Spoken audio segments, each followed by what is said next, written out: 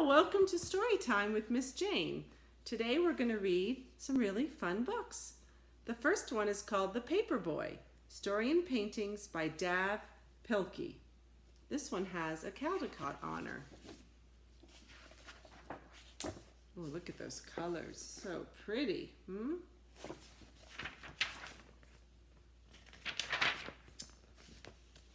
The mornings of the Paperboy are still dark, and they are always cold, even in the summer.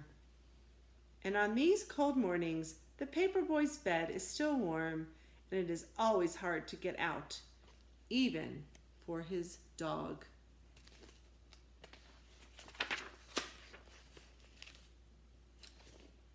But they do.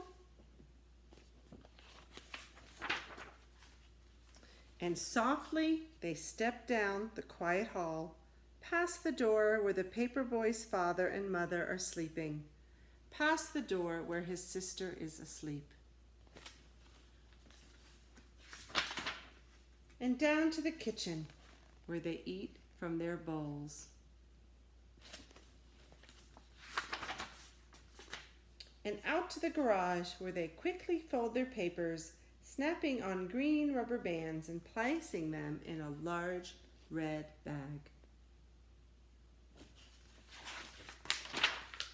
It's hard to ride a bike when you are loaded down with newspapers, but the Paperboy has learned how to do this, and he is good at it. Look at that. The Paperboy knows his route by heart, so he doesn't ever think about which house to pedal to. Instead, he is thinking about other things, big things and small things, and sometimes he is thinking about nothing at all. His dog, too, knows this route by heart. He knows which trees are for sniffing, he knows which bird baths are for drinking, which squirrels are for chasing, and which cats are for growling at. Look at that. The moon is still up. And the world is asleep except for the Paperboy and his dog, and this is the time when they are happiest. Look how pretty that is. But little by little, the world around them wakes up, the stars and the moon fade away, and the skies become orange and pink. It's really pretty. And when the Paperboy has delivered his last newspaper, he and his dog race home, and his empty red bag flaps behind him in the cold morning air. Soon they are back home. It is still dark inside, but the sounds of morning are all around. His father and mother are awake and talking softly in their bed, and his sister is downstairs watching Saturday morning cartoons. And back inside his own room, the Paperboy pulls down his shade and crawls back into his bed, which is still warm. And while all of the world is waking up, the Paperboy is going back to sleep, and his dog is sleeping too. Their work is done. And now is the time for dreaming. Oh, that's a nice book. I liked that one. Did you like that one? That was really sweet. All right, let's see here. Now we have a book called Yes, We Can by Sam McBratney, illustrated by Charles Fuge. Look at that. That looks like fun. Yes, we can. Let's see here. This book is from Great Britain. Little Roo was chasing leaves one windy day. Roo's friends, Country Mouse and Quacker Duck, were waiting to play with him. Look at that. Let's make a big pile of leaves, said Roo. A mountain of leaves, said Country Mouse. The biggest ever seen, Quack Duck. They began to collect up all the leaves they could find, but making a leaf mountain is hard work, so after a while they stopped for a rest. Don't you laugh at me, said Quacker Duck to Country Mouse. I know something you can't do. You can't float on a puddle. Yes, I can, said Country Mouse. So, Country Mouse tried to float on the puddle. But a little mouse isn't really made for floating. Little Roo thought it was so funny when Country Mouse crawled out of the water, soaking wet and dripping. Don't you laugh at me, said Country Mouse. I know something you can't do. You can't catch your own tail. Yes, I can, said Roo. Roo tried as hard as he could to catch his own tail, but his tail would not be caught. It was too far away. Country Mouse and Quacker Duck laughed and laughed as Roo ran around in circles.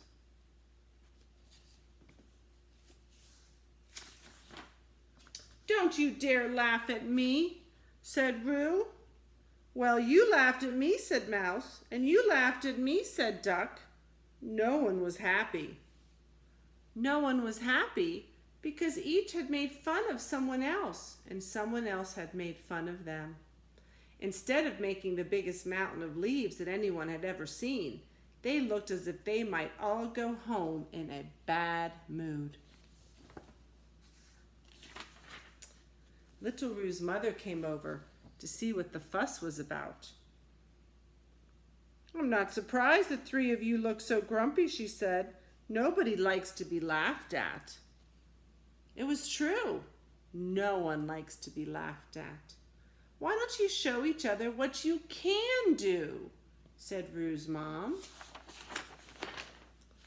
Roo cried, I can jump over a big, big log. He hopped up and over the fallen down tree. That's really good jumping, the others said. I can float on a puddle, said Quacker Duck, taking to the water with ease. That's really excellent floating, the others agreed.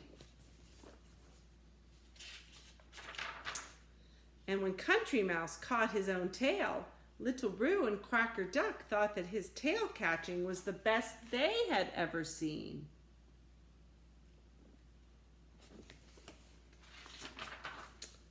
There now, said Roo's mother.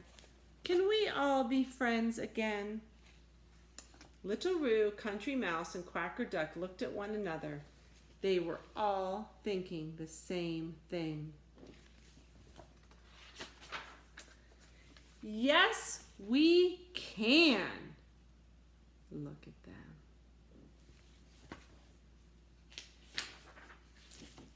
The end. Now. Oh, nope, one more picture. Right there, look at that. They did make their mountain of leaves. I liked that one. That was a fun one. So, our last book for today is an old favorite called Officer Buckle and Gloria by Peggy Rathman. This book has also won lots of awards, and I read this to my kids when they were little too. It is a funny one. Officer Buckle and Gloria. Okay. Officer Buckle knew more safety tips than anyone else in Knappville. Every time he thought of a new one, he thumbtacked it to his bulletin board. Safety tip number 77, never stand on a swivel chair.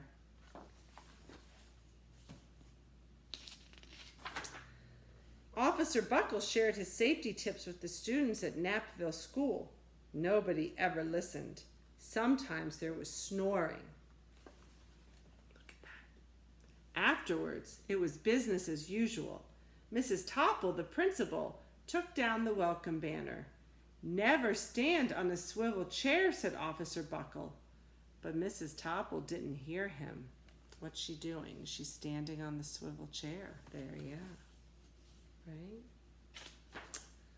Then one day, Knappville's police department bought a police dog named Gloria. When it was time for Officer Buckle to give the safety speech at the school, Gloria went along. Children, this is Gloria, announced Officer Buckle. Gloria obeys my commands. Gloria, sit. And Gloria sat. Officer Buckle gave safety tip number 1. Keep your shoelaces tied. The children sat up and stared. Officer Buckle checked to see if Gloria was sitting at attention. She was. Safety tip number 2, said Officer Buckle. Always wipe up spills before someone slips and falls. The children's eyes popped. Officer Buckle checked on Gloria again. Good dog, he said. Officer Buckle thought of a safety tip he had discovered that morning. Never leave a thumbtack where you might sit on it. The audience roared. Officer Buckle grinned. He said the rest of the tips with plenty of expression. The children clapped their hands and cheered. Some of them laughed until they cried. Officer Buckle was surprised. He had never noticed how funny safety tips could be. After this safety tip speech, there wasn't a single accident. The next day, an enormous envelope arrived at the police station. It was stuffed with thank you letters from the students at Knapville School. Every letter had a drawing of Gloria on it. Officer Buckle thought the drawings showed a lot of imagination. His favorite letter was written on a star-shaped piece of paper.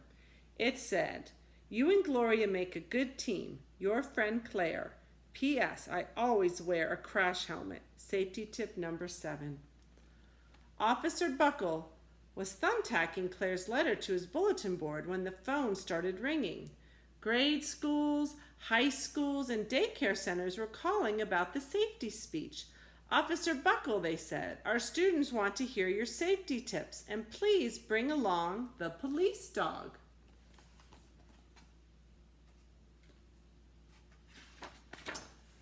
Officer Buckle told his safety tips to 313 schools. Everywhere he and Gloria went, children sat up and listened. After every speech, Officer Buckle took Gloria out for ice cream. Officer Buckle loved having a buddy.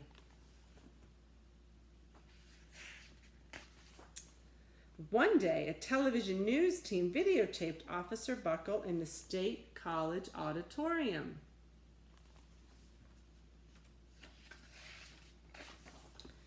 When he finished safety tip number 99, do not go swimming during electrical storms, the students jumped to their feet and applauded.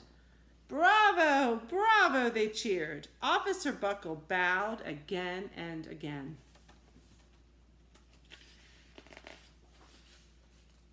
That night, Officer Buckle watched himself on the 10 o'clock news.